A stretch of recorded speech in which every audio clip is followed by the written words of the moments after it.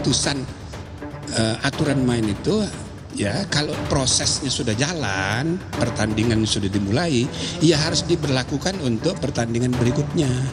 Jadi kalau nanti ada perubahan lagi undang-undang sebagaimana diajukan oleh mahasiswa itu berlakunya nanti 2029. Pemohon memohon kepada Majelis Hakim Mahkamah Konstitusi yang memeriksa dan mengadili permohonan ini untuk berkenan memutus. Pertama, mengabulkan permohonan pemohon untuk seluruhnya. Percepatan yang diinginkan akan kami sampaikan di rapat permusyawaratan hakim pada kesempatan pertama.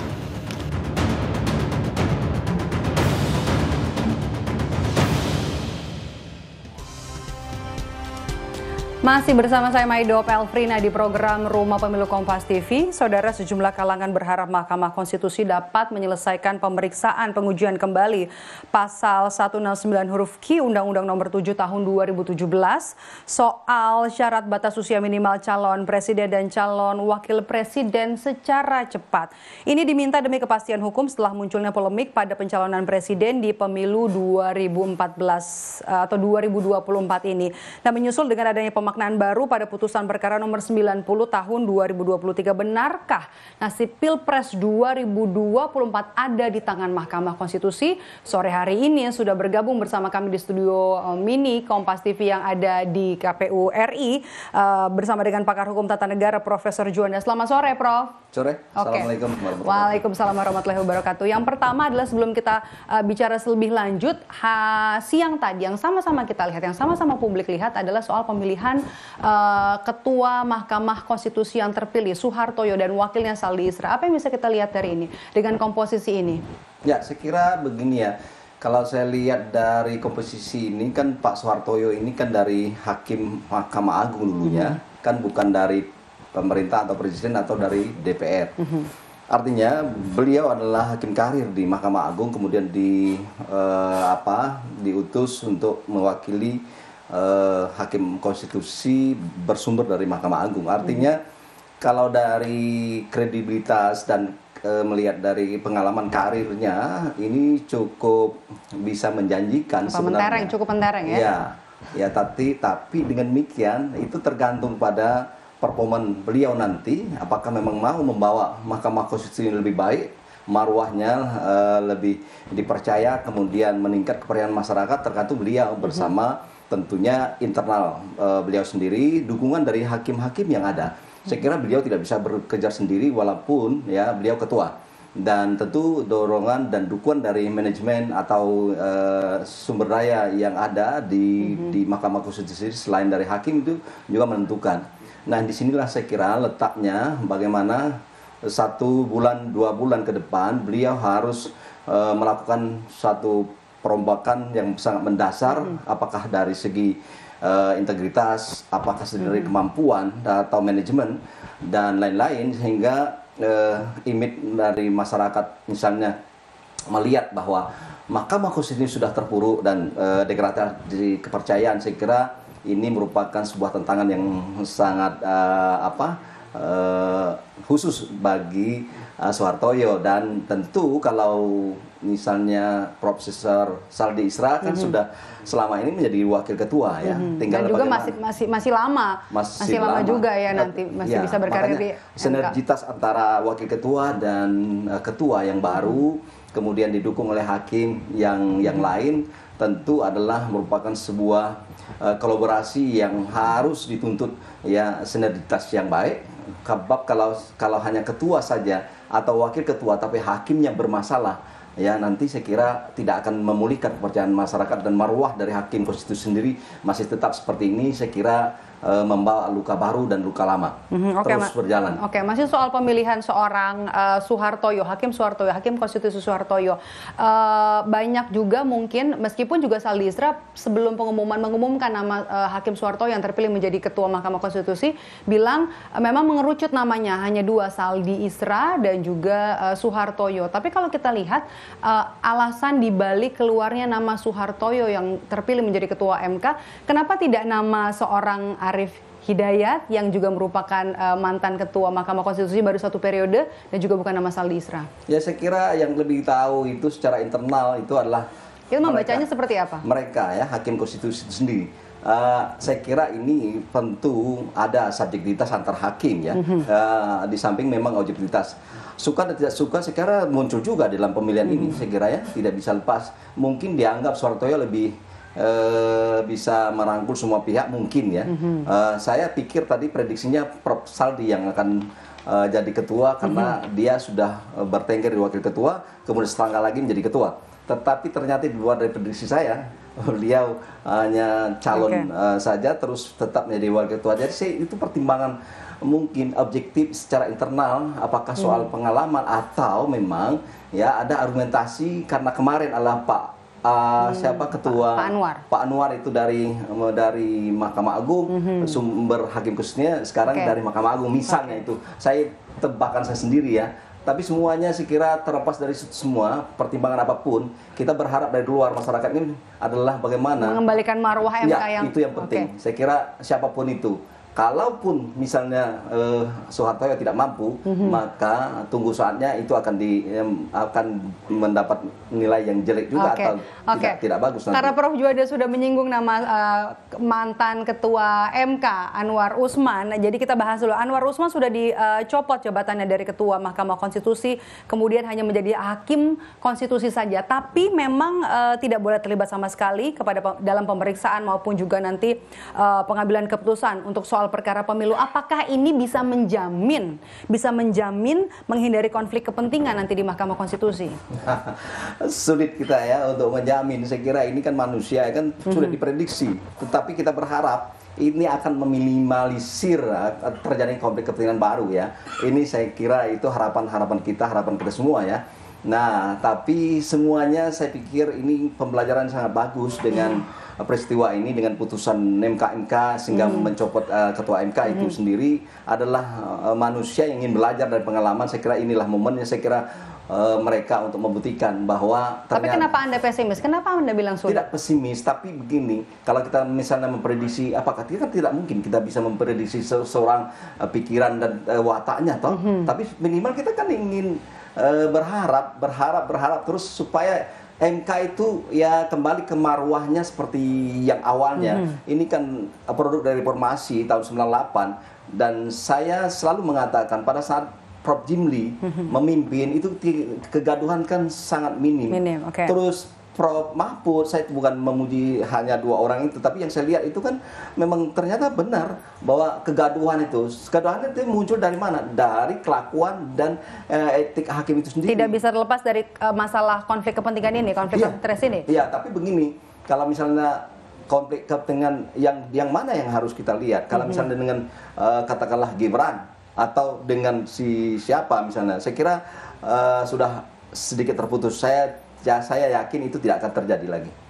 Ya akan kalau dengan Pak Jokowi atau ke Gibran dan semuanya. Tapi konflik kepentingan yang lain tergantung pada mereka yang menjalaninya. Oke, ada kesempatan 1 hari lagi untuk Mahkamah Konstitusi bersidang, yakni besok sebelum nantinya akhirnya KPU menetapkan pasangan Capres-Cawapres 13 November 2023. Apakah pengujian kembali ini masih mungkin berimplikasi pada proses pencapresan di pemilu Pilpres 2024? Ya ini kan pikirannya. Apa langsung tertutup?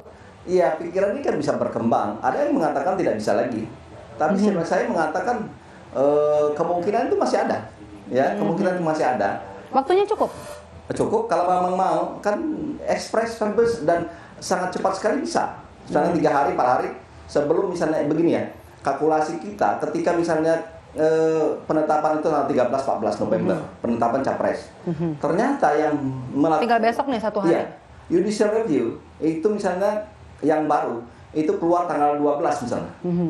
Diketok dan berbeda, misalnya. Menurut saya, ya walaupun banyak pengamat mengatakan ini tidak berlaku surut, memang tidak berlaku pada saat itu nanti tanggal 12 itu berlaku, terus pasangan belum ditetapkan, masih bisa. Menurut saya masih bisa.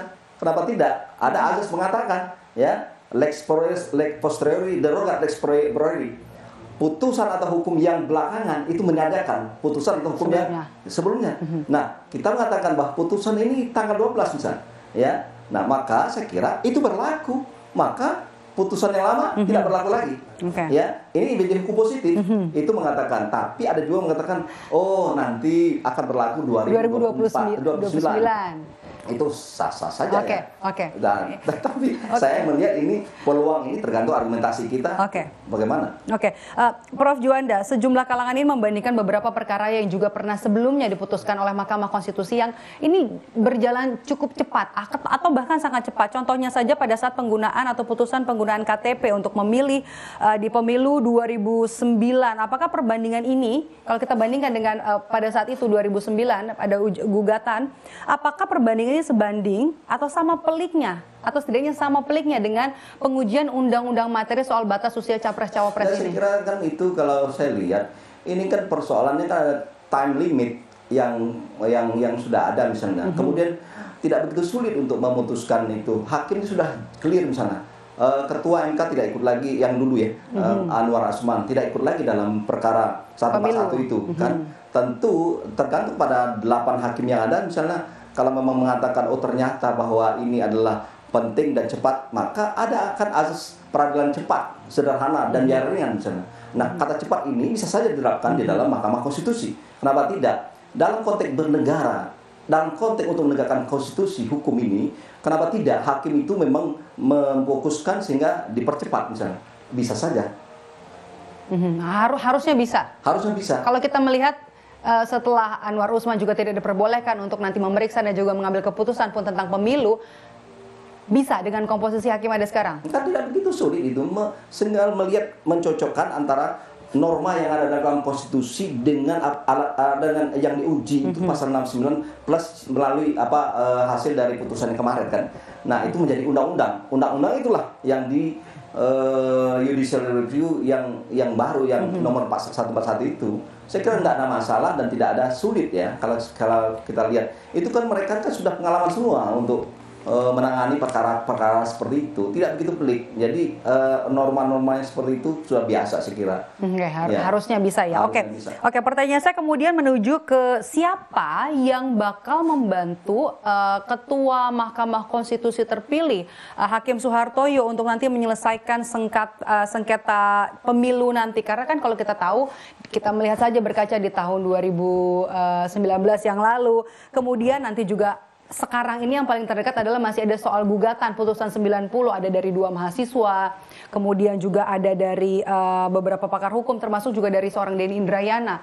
Siapa nanti akan membantu seorang hakim konstitusi, ketua MK terpilih? Tentu kan ada wakil ketua, ada hakim-hakim. Kalau kita baca dari komposisi ini?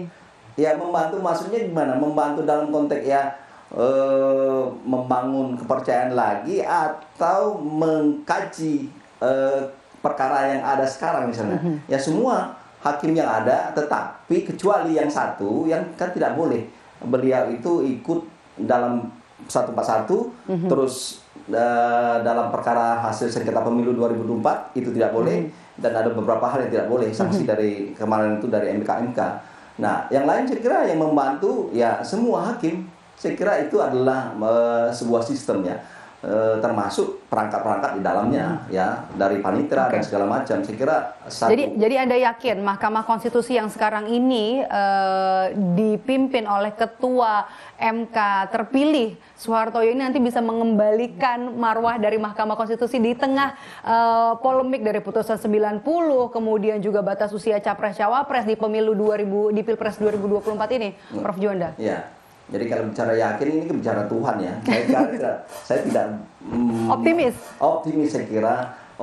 Harus kita optimis ya. Dengan hal yang baru ini karena kenapa? Saya pikir manusia modern, manusia yang memang yang selalu ingin lebih baik. Saya kira dengan pembelajaran kemarin, saya yakin hakim-hakim ini adalah belajar dari pengalaman dan peristiwa yang kemarin. Saya kira kalau memang mereka atau beliau-beliau itu yang namanya yang mulia segala macam itu melakukan pelanggaran kode etik atau tidak objektif dan menyimpang dari konstitusi, saya kira tunggu saatnya bahwa memang hakim ini tidak bisa dipercaya misalnya, walaupun memang ya perlu kita secara proporsional memang masih ada hakim itu ya, tetapi dalam konteks mengambil keputusan saya kira kembalilah sadarlah bahwa negara ini adalah mencari keadilan. Negara ini membutuhkan hakim yang negarawan.